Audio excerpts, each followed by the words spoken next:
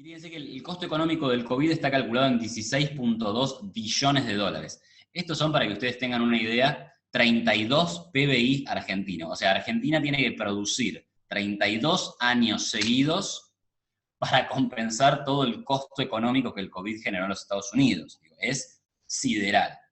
¿Esto es solo producto de la cuarentena? No, por supuesto que hay 4,4 billones que se estiman derivados de la muerte prematura de personas que podrían haber seguido trabajando, consumiendo, y bueno, básicamente eso es lo que mide la economía, ¿no? Producción o consumo. Entonces ahí tenés los 4,4 billones. Pero después hay 7,6 billones que tienen que ver con la pérdida de Producto Bruto, relacionada bastante directamente, ahora lo vamos a ver, con las restricciones y las políticas de quedarse en casa, y bueno, después acá hay una zona tal vez intermedia entre problemas de salud mental y daño de largo plazo sobre la salud.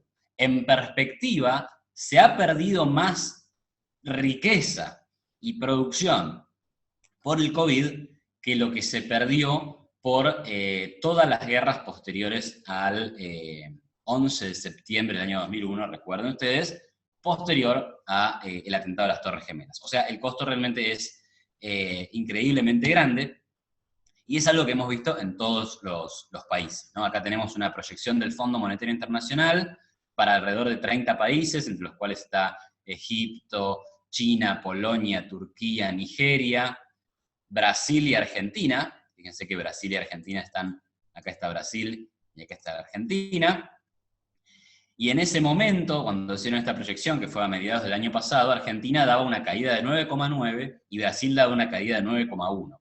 Con los datos a hoy, con los datos a noviembre, que son los últimos datos oficiales tanto de la Argentina como de Brasil, la caída en Brasil está en el orden del 5% del PBI, cosa que es absolutamente grande, y la caída de la Argentina está en el 10% del PBI. Entonces, estas proyecciones han quedado, de hecho, han quedado demasiado optimistas para el caso de la Argentina, apenas, y bastante pesimistas para el caso de Brasil, que terminó teniendo una caída de su Producto Bruto menor, y ahí verán que España e Italia aparecen como los más dañados por esta situación.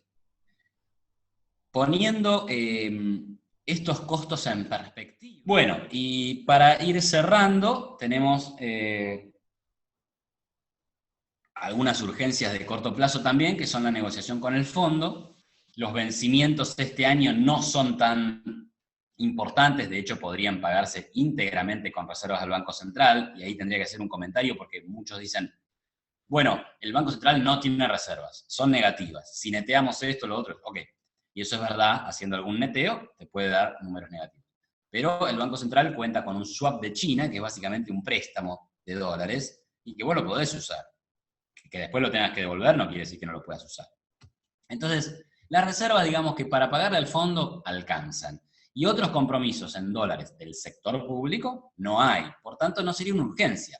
Pero es interesante, y está bien lo que dice Guzmán, de que quiere arreglar esto para mayo. ¿Por qué? Porque mayo es el segundo trimestre. Y en el tercer trimestre sí empiezan algunos pagos que son importantes. Que de vuelta, se pueden pagar con reservas, pero no deja de ser una cifra considerable. El acuerdo con el fondo implicaría entonces mandar alguno de estos palitos más para la derecha, ¿sí? Es decir, aplazar plazos, aplazar pagos, postergar los vencimientos, y eso generaría una mayor holgura desde el punto de vista de las reservas, ¿sí? Habría mayor cantidad de dólares, menos presión sobre el mercado cambiario, y además generaría un ecosistema de mayor tranquilidad. Pero obviamente que esta negociación, lograr este acuerdo implicaría para la Argentina hacer un ajuste fiscal. De hecho, ese fue el principal pedido del fondo con la gestión Macri a partir del año 2018, y el déficit primario pasó de alrededor de 3 puntos a casi equilibrio primario. Lo que pasa es que Argentina, producto de lo que pasó el año pasado, y ahora vamos a ver, digamos, amplificó muchísimo esa diferencia. Entonces ahora el ajuste necesario es gigantesco, ¿no? Entonces yo no puedo saber cómo va a darse, si va a haber éxito o no en la negociación con el Fondo Monetario. Pero sí puedo tratar de interpretar los incentivos económicos y políticos que juegan a favor de un acuerdo. O sea, el gobierno tiene incentivos económicos. Tiene incentivos desde el punto de vista de cómo le va a ir a la economía. Arreglar con el fondo es netamente positivo para la economía. Te tranquiliza el dólar, te baja el riesgo país, suben las acciones. Eso es así, está comprobado, ¿sí? Además, desde el punto de vista del gobierno, te patea vencimientos de deuda, que es básicamente lo que consiguieron hacer en el acuerdo con los acreedores privados. Y los incentivos políticos, y ahí empezamos con el primer problema. ¿Cómo vas a acordar con el fondo si vos dijiste que eran los enemigos número uno de la Argentina? Sí, pero también se podría decir que esto es arreglar otro problema heredado. De hecho, el discurso oficial sobre la deuda es: ustedes endeudaron al país, nosotros arreglamos lo que ustedes dejaron. Extender eso al tema del fondo, no hay ningún problema. Y el ajuste fiscal, que el gobierno siempre dijo que no lo quería hacer, no es difícil de hacer este año en materia política, porque ya eliminaron gran parte de los IFE, están eliminando casi todos los ATP, y ahí se explica la mitad del aumento, o 3/4 del aumento del déficit fiscal. No, la mitad del aumento del déficit fiscal del año pasado. Después el otro cuarto es la caída de la recaudación, y el otro cuarto es un aumento del gasto en subsidios.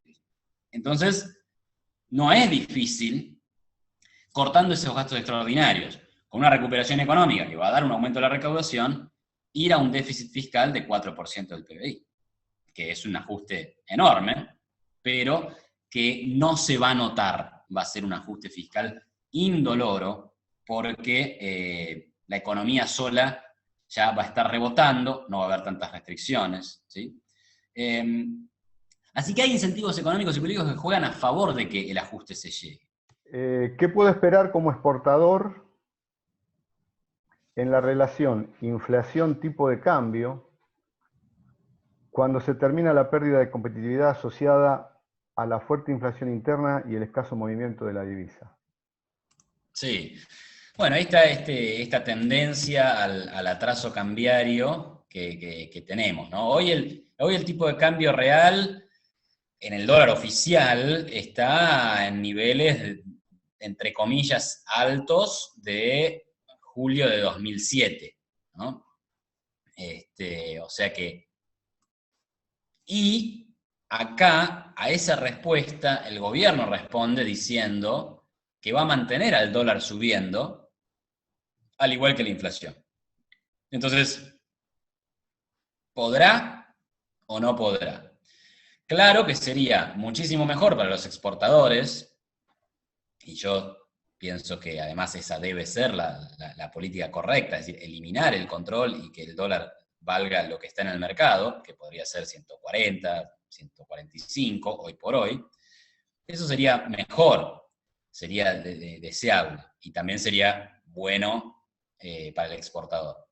Ahora, se va a perder competitividad, el gobierno va a intentar que esa pérdida sea pequeña. De hecho, decía ayer Guzmán, quiero que el dólar suba a 24, quiero que la inflación suba a 29, ¿no? Entonces quiere que la inflación suba un poquito más que el dólar. Es decir, que los salarios en dólares recuperen, es decir que, bueno, los que se beneficiaron, entre comillas, con la devaluación oficial que hubo entre 2018 y este año, bueno, pierdan un poquito por efecto dólar, pero no tanto. Mantenerte en este nivel competitivo. Para el corto plazo puede pasar. Este año se puede mantener. Lo que pasa es que tarde o temprano hay que enfrentar el gran desequilibrio que es la gran brecha, ¿no? Eso eventualmente terminás saliendo de ahí.